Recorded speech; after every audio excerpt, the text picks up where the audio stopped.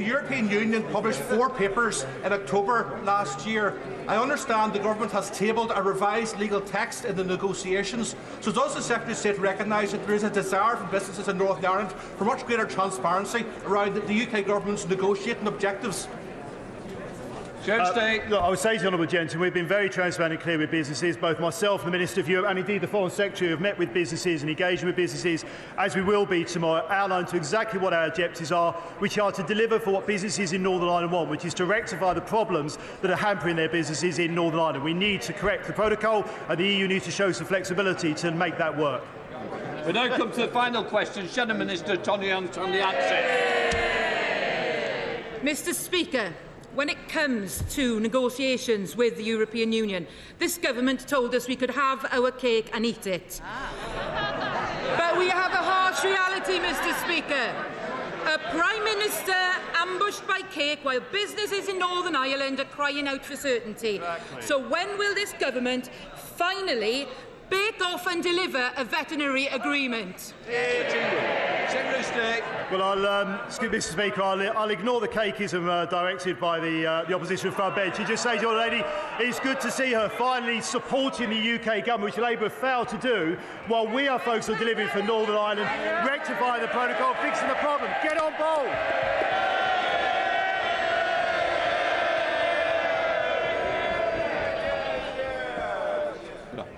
Before we come to Prime Minister's questions, I would like to point out that the British Sign Language interpretation proceedings is available to watch on Parliament Live TV. We start with Prime Minister's questions. Kettle. Question number 1, Mr. Speaker. Minister. Mr. Speaker, as my right honourable friend, the Secretary of State for Northern Ireland, remarked to the House earlier this morning, this Sunday marks a tragic day in our history. This was one of the darkest days of the Troubles. And that's the 50th anniversary of Bloody Sunday. And I echo his call to learn from the past, to reconcile and build a shared, peaceful and prosperous future.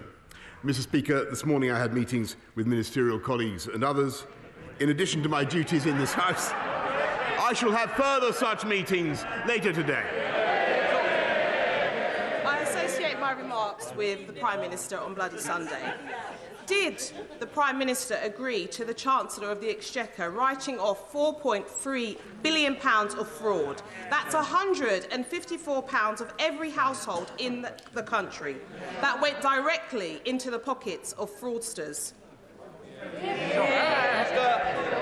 No, of course not, Mr. Speaker. But what I can tell him, we do not support fraudsters or those who steal from the public purse, Mr. Speaker. But what I can tell her is that everybody in this country should be very proud of the huge effort that was made by Lord Agnew and others to secure ventilators and to secure PPE. And at the time, Captain Hindsight and others were calling for us to go faster, Mr. Speaker. Craig Tracy. Thank you, Mr. Speaker. My local hospital, the George Eliot, has recently issued all of its staff, helpers and volunteers with a medal in recognition of the work that they've done and continue to do through the COVID pandemic.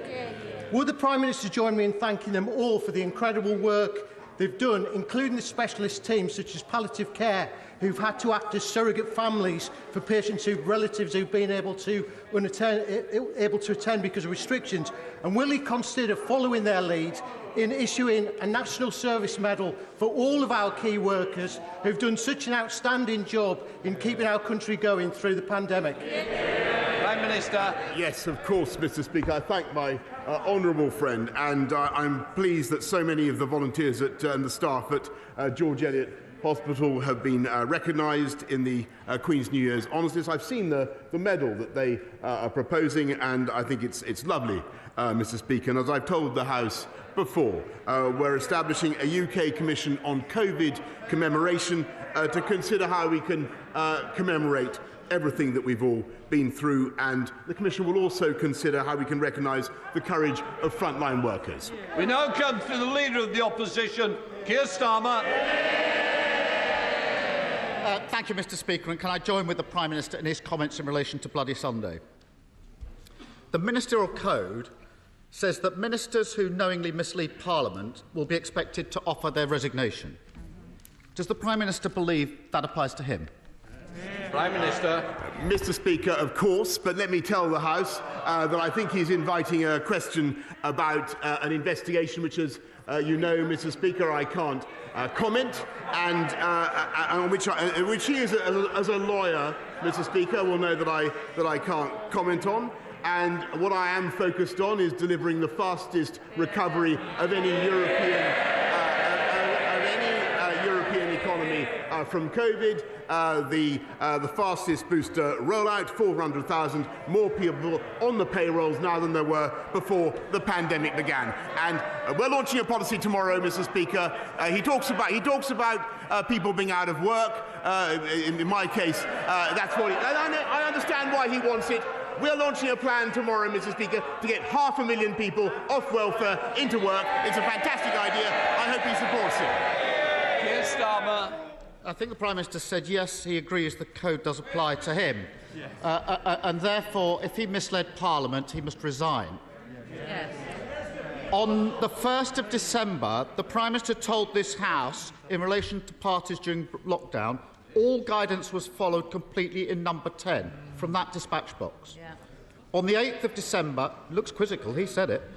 On the 8th of December, the Prime Minister told this House, I have been repeatedly assured since these allegations emerged there was no party.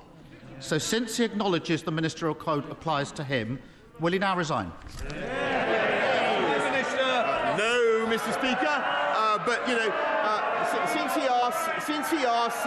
since he asks about COVID restrictions, let me just remind the House, and indeed remind the country, that he has been relentlessly opportunistic throughout. He has flip-flopped from one side to the other. He would have kept us in lockdown in the summer, Mr. Speaker. He would have taken us back into lockdown at Christmas, Mr. Speaker, and it's precisely because we didn't listen to Captain Hindsight that we have the fastest growing economy in the G7, Mr. Speaker, and we have got all the big calls right. The guy that said in hindsight he now appreciates it was a party. We've discovered the real Captain Hindsight, haven't we, Mr. Speaker? Wearing a party hat. Let me spell out. They shout now. They're going to have to go out and defend some of this nonsense. Let me spell out the significance of yesterday's developments. Sue Gray matter to the police, having found evidence of behaviour that's potentially a criminal offence. Prime Minister, if you do not understand the significance of what happened yesterday, then I really do despair. Because the police, Prime Minister, the police, having got that material from Sue Gray, subject it to a test to decide whether to investigate.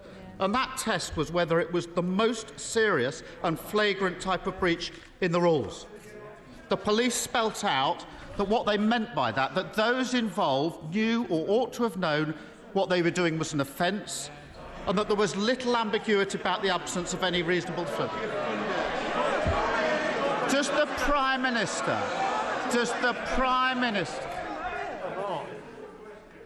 This question will continue, and I will hear the question. Unfortunately, you might not believe this, but our constituents are very interested in both the questions and the answers. If some members do not wish to hear it, please leave quietly. Keir Starmer. Mr. Speaker, having got the material from Sue Gray, the police had to take a decision as to whether what they had before them was the most serious and flagrant types of breach of the rules. If members want to laugh at that, laugh. The police spelt out what they meant. They decided on the material they've already got that those involved knew or ought to have known what they were doing was an offence, and that there was little ambiguity around the absence of any reasonable defence. Does the Prime Minister really not understand the damage his behaviour is doing to our country? Mr. Speaker, I hope that the right honourable gentleman understands that although the issue that he raises is important, there is simply no way, as he knows, as a lawyer, that I can comment on the investigation that he is currently taking place. But what he also knows, he talks about the most serious issue. He talks about the most serious issue before the public today and before the world today. It's almost as though he was in ignorance of the fact, Mr. Speaker, that we have a crisis on the borders of Ukraine, and I can tell him what is going on in the cabinet room of this country is that the UK government, no, Mr. Speaker, the UK government is bringing the West together so that we have, led by this government and this Prime Minister and our Foreign Secretary and Defence Secretary, to bring the West together to have the toughest possible package of sanctions to deter President Putin from what I think would be a reckless and a catastrophic invasion. That is what this government is doing. We're getting on with the job, and I think he needs to raise his game, frankly.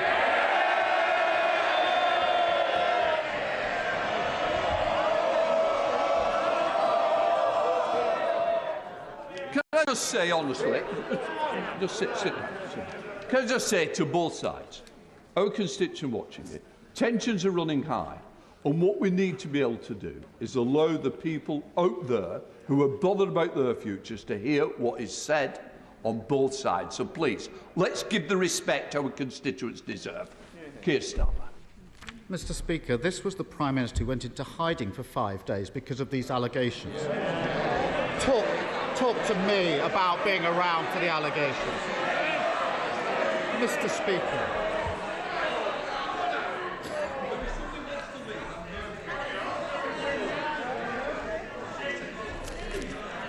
Can I just say, I don't want to do this, but I am determined to make sure our constituents can hear. The next person that stops me hearing will not be continuing in this debate. Questions? Mr. Speaker, the Prime Minister's continual defences wait for the Sue Gray report. On the 8th of December, he told this House, "I will place a copy of the report in the library of the House of Commons." His spokesperson has repeatedly stated that means the full report, not parts of the report, not a summary of the report, not an edited copy. So can the Prime Minister confirm that he will publish the full Sue Gray report as he receives it? Minister. Mr. Speaker, what I can tell him is that we've got to leave the report to the independent investigator, as he knows, and of course, when I receive it, I will do exactly what I said. But I can tell him that in the meantime, I think what the people of this country want to hear is what we're doing to tackle the issues that matter to all of us, fixing the cost of living, Mr. Speaker, helping people across the country, by lifting the living wage, Mr. Speaker, by helping people with their fuel costs, Mr. Speaker, as this government is, and by cutting the tax of people on universal credit, cutting the tax by £1,000. And, Mr. Speaker, that party opposite are committed to abolishing universal credit. That's their policy. Keir Starmer. Cutting the tax. The police say the evidence meets the test. Frankly, the public have made up their minds. They know he's not fit for the job, and that's what really matters here. Throughout this scandal, the Tories have done immense damage to public trust. When the leader of the Scottish Conservatives said the Prime Minister should resign, the leader of the House called him a lightweight. English Conservatives publicly undermining the Union by treating Scotland with utter disdain. How much damage are the Prime Minister and his Cabinet prepared to do to save his skin? Yes. Minister. Well, Mr. Speaker, I think that he was offering a yet more general criticism of what's been going on in Downing Street. Let me just remind the House of what's been going on in Downing Street. We've been prioritising the COVID backlogs, Mr. Speaker. Investing massively in 9 million more scans so that people get the treatment that they need and that they've been waiting for, and making sure that we have 44,000 more people in our... Yes, it says it's rubbish. They didn't vote for it, Mr. Speaker. They don't support it. 44,000 30,000 more people in our NHS now than there were in 2020, and we're fixing social care, Mr. Speaker, which governments have neglected for decades, and Labour did absolutely nothing. They have no plan at all to fix the NHS or to fix social care. Vote Labour, wait longer. Keir Starmer. The reality is that we now have the shameful spectacle of a Prime Minister of the United Kingdom being subject to a police investigation.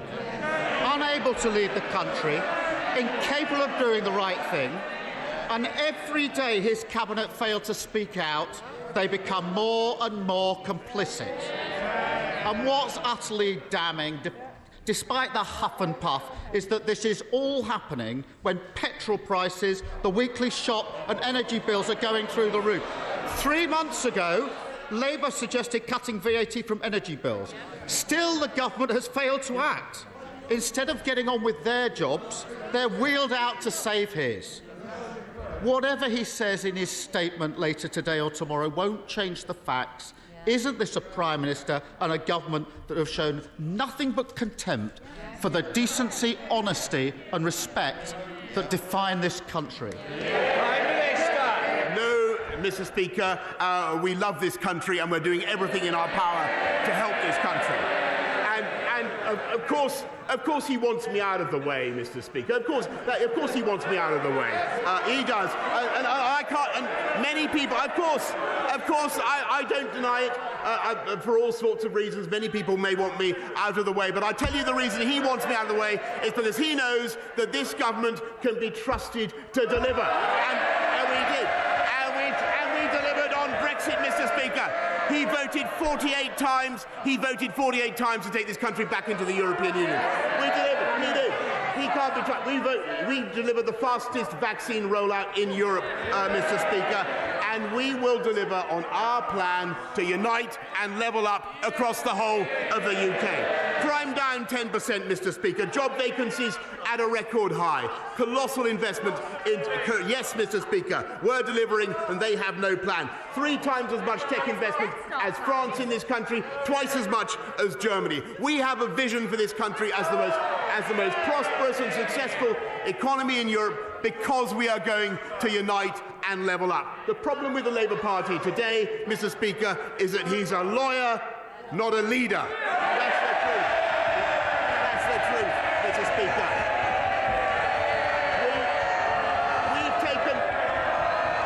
We've taken the tough decisions. I can't hear what the Prime Minister's got to say. No, I would have thought he's the Prime Minister of this side of the House. I'm surprised that this side of the House doesn't want to listen to it, because I do. Prime Minister. Well, Mr. Speaker, I only wanted to add the point that we've taken the tough decisions, we've got the big calls right, and in particular I, am getting on with the job.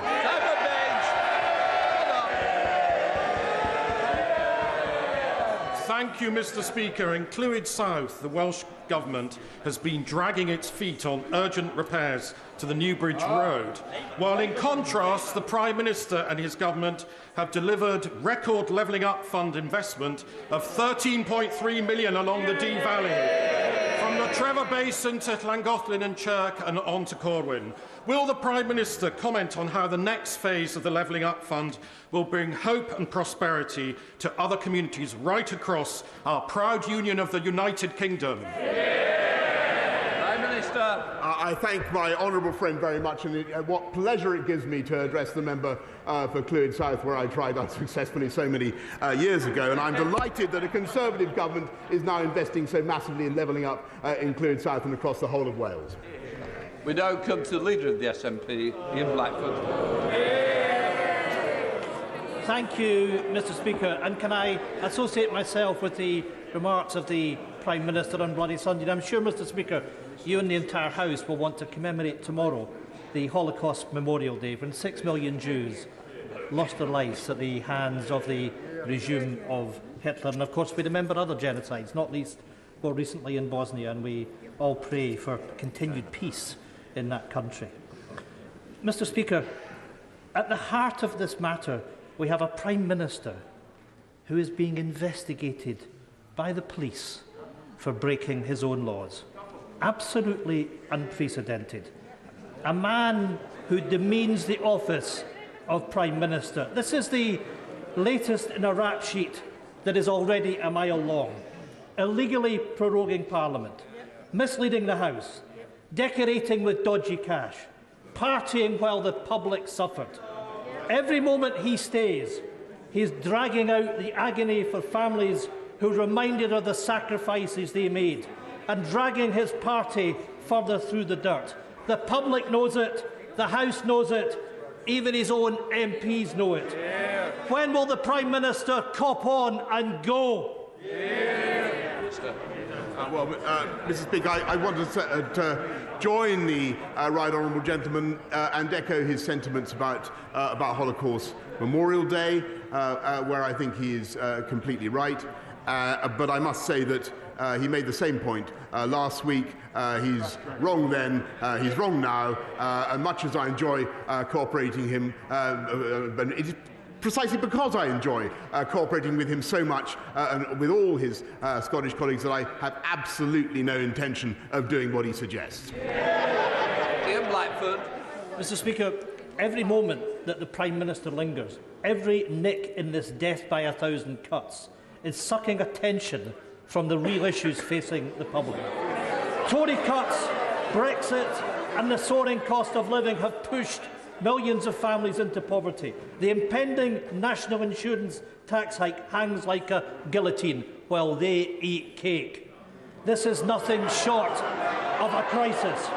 And the only route out, the only route to restore public trust is for the Prime Minister to go. How much longer will Tory MPs let this go on for? How much more damage are they willing to do? It is time to get this over with. Show the Prime Minister the door. Yeah. Prime Minister. Well, Mr. Speaker, I don't know who's been eating more cake. What I would say to the right honourable gentleman, for whom actually, Mr. Speaker, I have a behind the scenes. People don't get this, but actually we cooperate well, and I want to continue to do so. Jesse Norman. Thank you, Mr. Speaker. As the Prime Minister will know from personal experience, the River Wye is one of the most beautiful rivers in Europe, yet its fragile ecosystem is being destroyed by phosphate and other pollution. The river crosses the border between England and Wales, but so far it has proven impossible to get the Environment Agency, Natural England and Natural Resources Wales even to begin planning a single integrated long-term strategy to clean up the river. Will the Prime Minister press those agencies now and the Welsh Government at last to come to the table?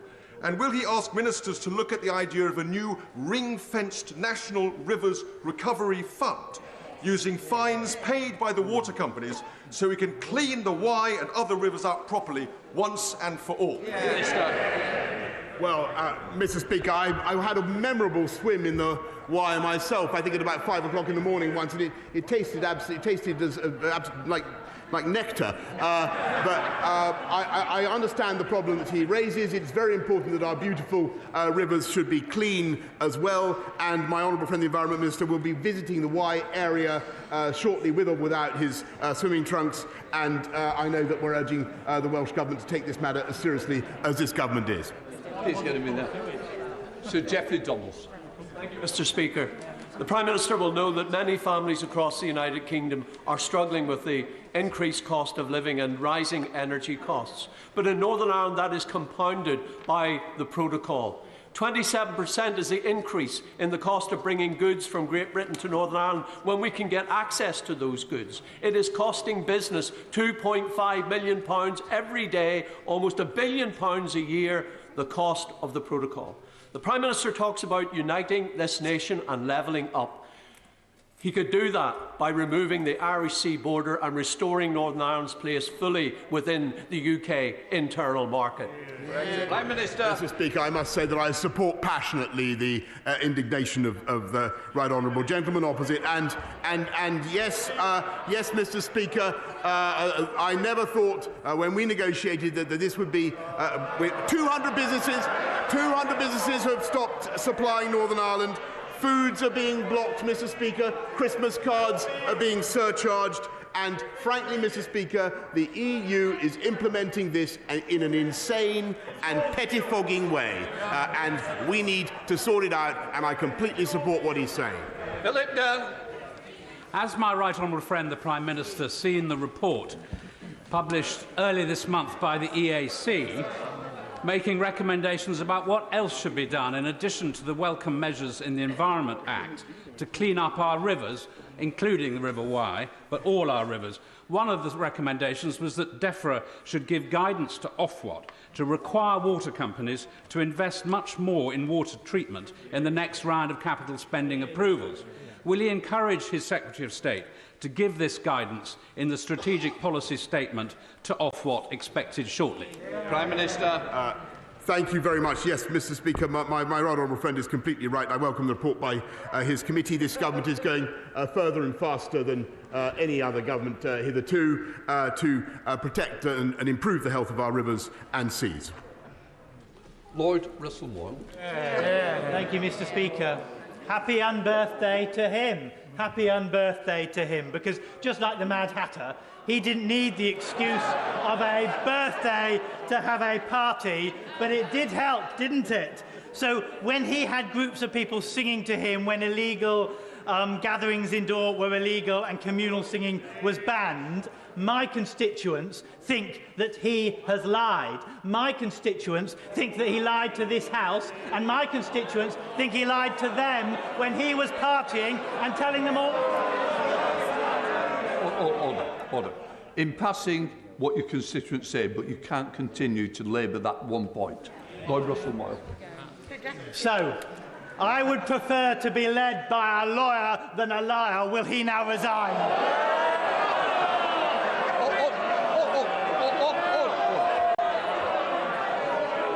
The honourable member will be withdrawing that last comment.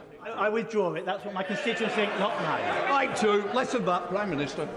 Well, I think that the honourable gentleman, I'm afraid, in everything he said just now, plainly doesn't know what he is talking about. He plainly doesn't know what he's talking about. What I can tell him, and what I can tell his constituents, is that irrespective of what they want to focus on, and I understand why they do, Mr. Speaker, this government is going to get on with the job and deliver for the people of this country. Cheryl Murray. Mr. Speaker, the great people of Cornwall voted in our Prime Minister on a promise to get Brexit done. He was successful. Faced with the global pandemic, our Prime Minister set out to build a world-beating vaccination programme to save lives. Mr. Speaker, he was successful. He's now lifted COVID restrictions against huge pressure not to do so, and he's got the economy back on track. Can I ask my right honourable friend, the Prime Minister, will he continue to deliver on the priorities of my constituents and the millions across this country who voted for him in 2019? Mr. Speaker, I really can't improve on the brilliant question. The people of South East Cornwall are lucky to have my honourable friend such a representative, and she's right in what she says. Jonathan Edwards. Diolch, Mr. Speaker. Tomorrow is the second anniversary since my constituent Michael Leary was murdered and his body desecrated in an attempt to cover up the crime. Will he meet with campaigners and myself to discuss the need for a new offence or amended sentencing guidelines to reflect the extra suffering faced by the families of murdered victims whose bodies were concealed or desecrated? Prime Minister. Well, I thank him very much for drawing this appalling case to the attention of the House, and I can certainly assure him that he will be getting the meeting he needs at the earliest opportunity. Sir Mike Penning. Thank you very much, Mr. Speaker. On the 24th of November, Mr. Speaker, I asked the Prime Minister if he would meet with me and and my constituents about the future or lack of future of a new hospital in Hemel Hempstead. I thought when I put in the question today that I would have to ask the same question, but last night I was offered the meeting. So on another note, Prime Minister, many children in this country are suffering from a special form of seizure, which medical cannabis prescribed by a consultant actually helps them live. Only 2 children in this country get that free on the NHS. The rest of those children have to beg, borrow and scrape in their families to try and get that prescription issued by a consultant paid for. Can the Prime Minister please use the political will? I know the Secretary of State has the political will, but please push this forward so these children live. Prime Minister. I thank my honourable friend. I'm delighted he has the meeting that he wanted. We've already changed the law to allow doctors to prescribe cannabis products where clinically appropriate. But, Mr. Speaker, we're very keen to support it, provided the MHRA is happy as well. Thank you, Mr. Speaker. Threats and intimidation, bribery and blackmail, racism and Islamophobia. That's the character of his government. Every day, the Prime Minister lurches from scandal to scandal, and meanwhile, his government has written off £4.3 billion to fraudsters. Instead of writing off loans to fraudsters, why won't the Prime Minister write his resignation to the Queen? Prime Minister. Mr. Speaker, because let me just. She talks about racism and Islamophobia. You look at this government, Mr. Speaker. Look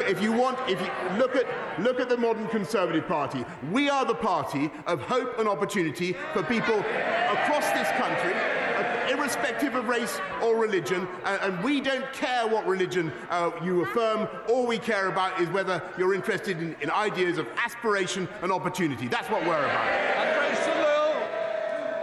The recruitment of 20,000 police officers is a fantastic commitment to law and order by this government. Bedfordshire, in common with many other police forces, has lost out on about 95 officers as a result of the imposition of damping in 2004. So we don't have to rely on one-off special grants to stay solvent. Will the Prime Minister recommit to the reformation of the police funding formula in this Parliament? Prime Minister. My right honourable friend, the Policing Minister, has assured me we're going to be introducing a new funding formula before the end of the Parliament, but I'm pleased that Bedfordshire Police have already recruited 100 additional officers as part of our uplift programme. That's part of the 11,000 more that this government has put on the streets. Thank you, Mr. Speaker. Twice in recent months I've asked the PM about his and his Transport Secretary commitment to deliver the PM's pledge to invest in UK-built ZEBs zero-emission buses. I did not receive a clear answer. Worrying reports in the media of Treasury cuts to bus buying plans highlight a conflict between the PM and his Chancellor. Prime Minister, is the current Chancellor denying you, the current Prime Minister, the right to fulfil your pledge to buy 4,000 zero-emission buses? Prime Minister. Mr. Speaker, there's never in the history of this country been such a bonanza for buses. I am personally a bus fanatic. We're putting £5 billion into buses and cycling during this Parliament, and £355 million into new funding for zero-emission buses. And yes, of course, we want to see the benefits of that funding spread right across the whole of the United Kingdom. Louis French. Mr. Speaker, securing extra health services at Queen Mary's Hospital Sidcup is a key priority for local residents, as it is for me as the first homegrown MP for Old Bexley and Sidcup. Will the Prime Minister support me in delivering this extra investment for our local hospital and join me in thanking all of the staff at Queen Mary's for their incredible efforts? Thank you. Prime Minister. Yes, and I can't say what a joy it is to welcome my honourable friend to his place. Joy seems a bit confined on the benches opposite, Mr. Speaker. I thank him for his work and support for everybody at Queen Mary's Hospital, which he and I have campaigned for many years. Last year, Queen Mary's received £800,000 of funding, and I hope that it will benefit further from the £1 million funding awarded to the Oxley's NHS Foundation Trust to improve technology services across its estates. Richard Bergen. Thank you, Mr. Speaker.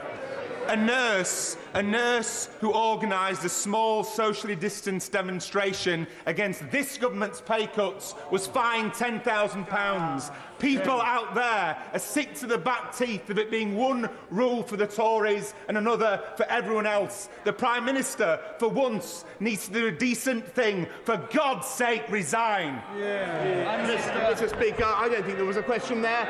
There was an invitation for me to do what, of course, the Labour Party wants me to do, but I'm not going to do it, Mr. Speaker. We are going to carry on with our agenda of uniting and levelling up across the country. And they fundamentally know that they have no answer to that. We have a plan and a vision for this country. They have absolutely nothing to say. And that is the difference between our side and their side. Mr. Speaker, alongside the threat of a Russian invasion of Ukraine, there are real fears of China invading Taiwan. On Sunday, Beijing staged the largest incursion into Taiwan's airspace since October. Does my right honourable friend agree with me that military aggression and threat of occupation are never acceptable anywhere in the world? And will he confirm that under this Conservative government, the UK will always be at the forefront of standing up forcefully for freedom and democracy, security and stability? Yes, I thank my honourable friend. I want to tell him that the Chinese military flights that have taken place near Taiwan in recent days and months are not conducive to peace and stability in the region. And what we need is a peaceful and constructive dialogue by people on both sides of the Taiwan Strait. And I know that is what my right honourable friend, the Foreign Secretary, and all colleagues are working for. That ends Prime Minister's questions. For those who are not staying for the UQ, please leave quietly.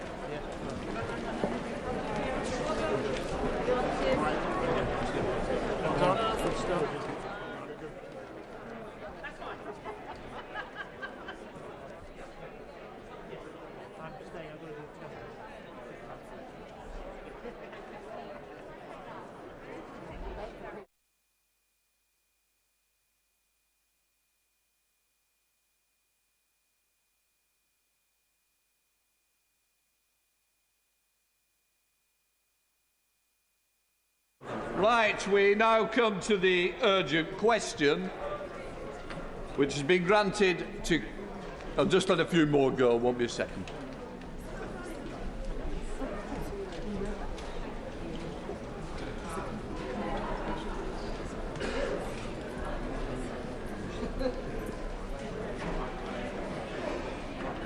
Kevin Hollinray. Thank you, Mr. Speaker, and for granting this urgent question. I'd like to ask the Secretary of State for Business, Energy and Industrial Strategy if he will make a statement on the government's plans to bring forward an economic crime